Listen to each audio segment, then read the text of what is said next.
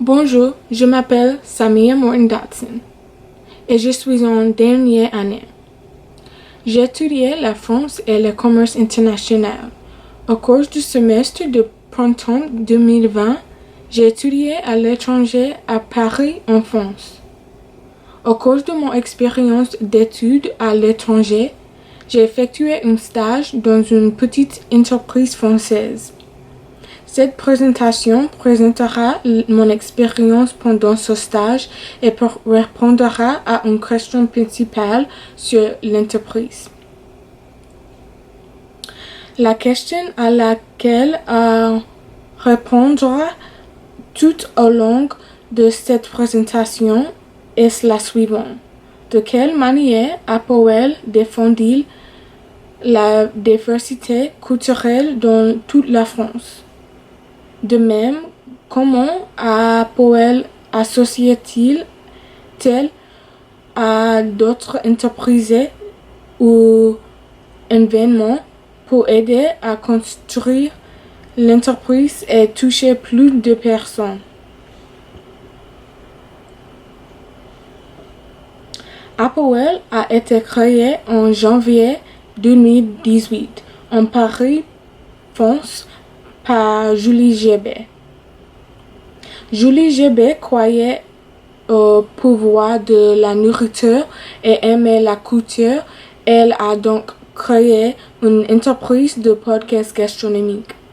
Les podcasts sont capables de présenter le voyage, le contexte et les recettes préférées de chefs connus ou en devenir. L'objectif principal de Apple est de partager les aspects de la culture alimentaire au-delà de la cuisine, explorer la diversité culturelle à travers de différents aliments et mettre en avant différents restaurants et histoires de chefs pour le public. Organiser des podcasts dans toute la France permet de créer des réseaux et de rencontrer de nouvelles personnes. Ce podcast permet de rassembler tous les types de personnes d'origine ethnique différentes. Apple n'est pas seulement pour les chefs et les connaisseurs, c'est pour tous les gens de profiter et d'en apprendre plus sur les différents aliments.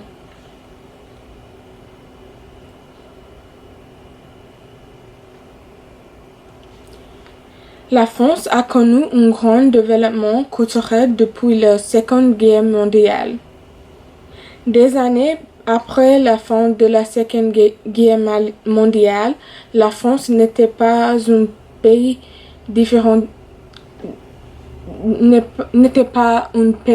très diversifié. Les immigrants en France ne représentaient qu'environ 5 à 10% de la population française. Même s'il y avait une faible pourcent d'immigrés en France, cela a provoqué beaucoup de tensions raciales et sociales entre les partis, principalement en raison de taxes de chômage. Cela a conduit à une montée du Front national de Jean-Marie Le Pen, qui a réclamé la France pour les Françaises. Aujourd'hui, la culture de France a changé du point de vue social, économique et par rapport au passé et aux frontières nationales. Elle est devenue plus acceptable socialement. Les différentes vagues d'intellectualisme qui ont traversé la France pendant la période de l'après-guerre ont joué un rôle énorme dans l'advancement culturel de la France. Au l'an 2000, le pourcentage de groupes ethniques était d'environ 23,1% de la population non française. Au fil du temps, la France a connu de nombreux changements culturels et une croissance importante. Cette croissance culturelle a changé de nombreux aspects de mode de vie comme la musique, l'art et la nourriture. La cuisine française a également connu un développement considérable depuis les années 1960. Au cours de ces années, la nouvelle époque appelée Nouvelle Cuisine est née lorsque le critique Henri Gault de Paris Presse a critiqué la cuisine française parce qu'elle n'avait pas changé et ne s'était pas développée depuis la Seconde Guerre mondiale. De là, en 1972, le premier guide Gault et Milo a été créé pour présenter des plats cuisine plus simples, modernes et créatifs qui ne prennent pas trop de temps à cuisiner et sont un peu plus sains. Ce mouvement a créé une plus grande diversité au sein de la cuisine française en amenant d'autres chefs et à être créatifs et à orienter la gastronomie dans des autres directions pour promouvoir des goûts nouveaux et différents à leur plat. En outre, en devenant plus diversifiée, la France a permis aux chefs et aux autres membres de ces nouvelles cultures et groupes ethniques d'incorporer davantage de leur culture et de leurs recettes à celles des Françaises. Cela a conduit à la nouvelle époque pertinente de la gastronomie et de la cuisine française que nous connaissons aujourd'hui.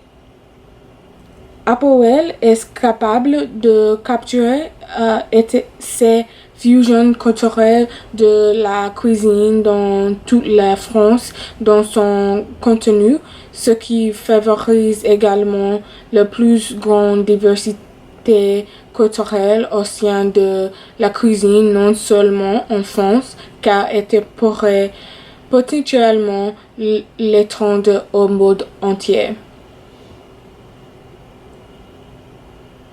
Avec un podcast gastronomie comme Applewell, il est facile de mettre en valeur la diversité culturelle parce que la nourriture est une grande partie de la culture. En vous connectant avec de nombreuses personnes différentes, vous êtes en mesure de comprendre les différents aspects de différentes cultures. Julie Gebet vient à intégrer de nombreux types de chefs. Elle se rend à de nombreux événements pour en apprendre davantage sur la gastronomie, se mettre en raison, réaliser des interviews et écrire des segments. Les partenariats sont un autre moyen de connecter de nombreuses cultures et industries pour informer de plus grandes variétés de personnes et accueillir plus de connaissances à une plus grande échelle. Elle organise également des tables rondes et des autres événements pour aider à mettre les gens en contact et partager des informations qui pourraient être utiles au public. Pour comprendre véritablement la culture alimentaire et la vie d'un chef, il faut regarder au-delà de la cuisine. De nombreuses personnes n'ont pas accès à ce qui se trouve derrière la cuisine. C'est pourquoi le principal objectif d'APOL est de partager ses connaissances avec ceux qui n'ont pas des accès.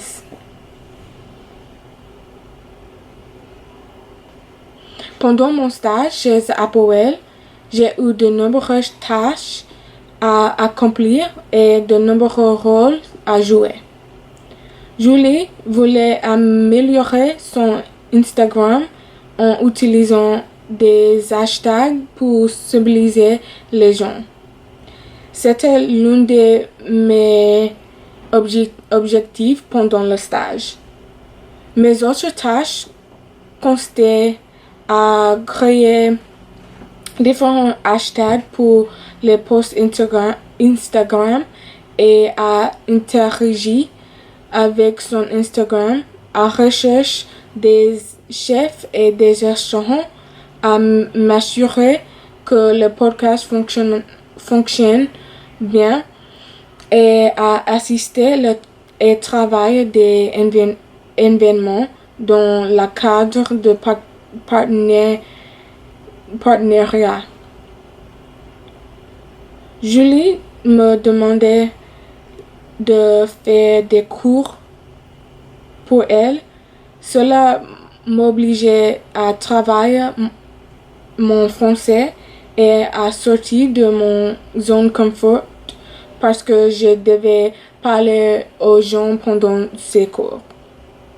Cela m'a également aidé à me familiariser avec la ville et la place de la République. Pendant mon stage, j'ai également travaillé avec une convention internationale de la mode appelée Première Classe. APOL a participé à la collaboration entre Sho Miyashita et Mariana Ledret. Il s'agissait d'une collaboration visant à fournir de la cuisine dans les zones de cantine de la première classe. Pendant le Salon international de la mode, mes tâches consistaient à accueillir les invités, à diriger les créateurs vers leur station, à prendre les commandes et livrer les commandes. Pendant les périodes de pointe de la jour, j'ai également pour aider à la préparation des repas en cuisine. C'était un excellent moyen de créer des réseaux et de rencontrer le chef et des créateurs. J'ai vraiment aimé mon stage et j'ai fait beaucoup de progrès avec il.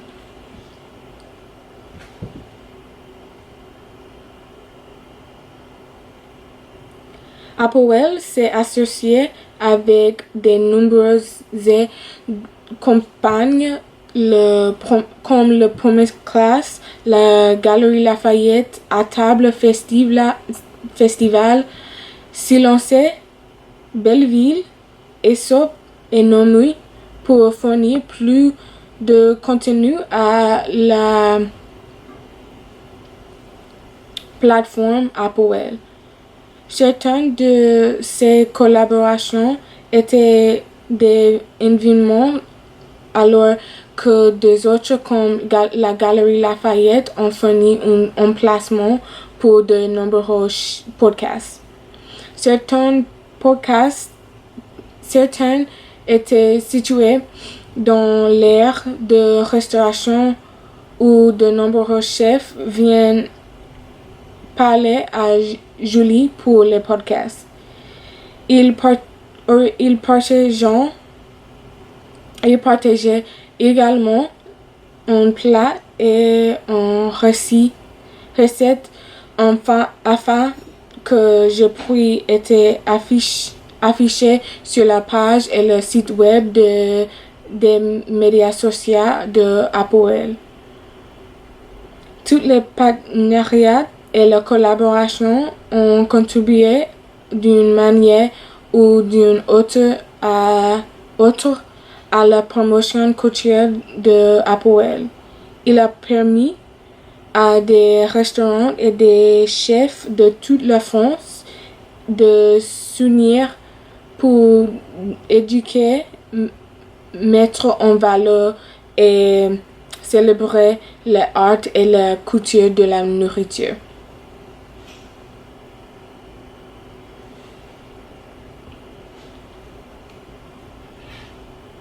J'ai beaucoup appris pendant mon stage chez Apple. Il y a beaucoup de nouvelles choses que j'ai pu vivre dans un nouvel endroit. J'ai pu rencontrer beaucoup de nouvelles personnes et créer des réseaux avec elles. J'ai aussi appris plus sur la culture alimentaire en France. Et surtout, j'ai appris ce qu'il faut diriger et travailler dans une petite entreprise.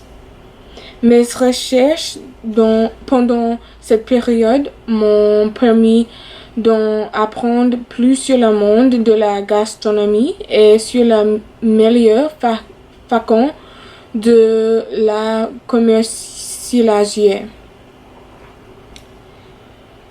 Il était extrêmement important de comprendre comment fonctionne le public français plutôt que le public américain auquel je suis habitué. Le monde des affaires en France présente les similarités avec le monde des affaires américain, mais il y a aussi de nombreuses différences. Avec ce stage, j'ai pu constater de première main certaines de ces différences et similitudes et qui étaient vraiment importantes. La différence la plus importante dans la culture des affaires entre les États-Unis et la France, à mon avis, serait qu'en Américain, nous définissons par notre profession et que la majorité de travailleurs français ne le font pas. En d'autres termes, les Américains vivent pour travailler alors que le Français travaille pour vivre. En outre, j'ai également pu découvrir quelles stratégies et tactiques permettraient de renforcer la notoriété de la marque et d'augmenter le trafic vers la page des médias sociaux de Apple vers le site web. Parce que j'ai appris beaucoup de choses, mon stage chez Apple m'a aidé à me préparer au marché du travail.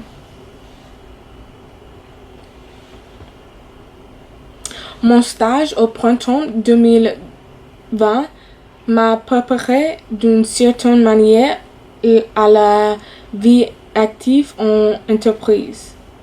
J'ai appris à mieux m'organiser, à mieux gérer mon temps et à accepter les critiques constructives. J'ai également appris qu'il faut s'affirmer si l'on veut faire quelque chose dans le monde des affaires. Cela peut se faire rapidement et si vous ne le faites pas, alors ce ne sera pas fait. J'ai aussi appris que ne jamais avoir peur de sortir de votre zone de confort. C'est important parce que sur le marché du travail, vous pouvez vous retrouver dans des positions inconfortables, mais on attend toujours de vous que vous faisiez votre travail ou que vous donnez des présentations. Je suis reconnaissante d'avoir pu mettre cela en pratique pendant mon stage. Pour poursuivre la croissance de l'entreprise, Apple peut s'étendre à différents pays et en particulier aux États-Unis. Julie Gerbet pourrait voyager à travers le monde et organisant des podcasts des chefs et des restaurateurs du monde entier. Elle pourrait participer à des événements organisés dans des autres pays pour en apprendre plus sur la culture alimentaire de ce pays et à partager des plats culturels populaires d'une plus grande variété de personnes. Le podcast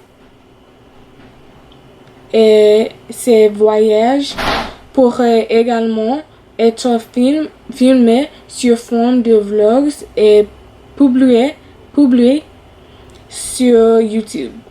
YouTube est l'un des sites préférés de la génération Z.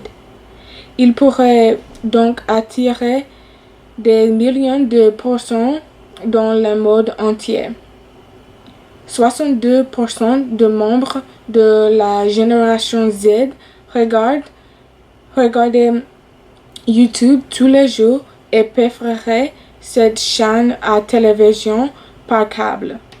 Si Apple s'étend à une plateforme comme YouTube et produit en plus de podcasts des contenus plus amusants, plus authentiques et plus attrayants comme les vlogs, la société pourrait connaître une croissance énorme, surtout à l'échelle internationale.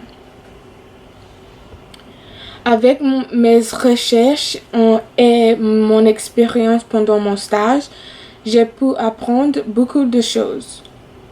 Je me suis familiarisée avec la culture française, la cuisine française, la façon de travailler en entreprise et j'ai appris à mieux connaître mes points forts et mes points faibles. Cette expérience a été très importante pour moi parce qu'elle m'a permis de devenir plus indépendant et m'a donné plus de connaissances sur le mode de travail. Elle m'a aidé à me préparer à la vie après le diplôme et à l'entrée dans le monde des affaires. Merci beaucoup.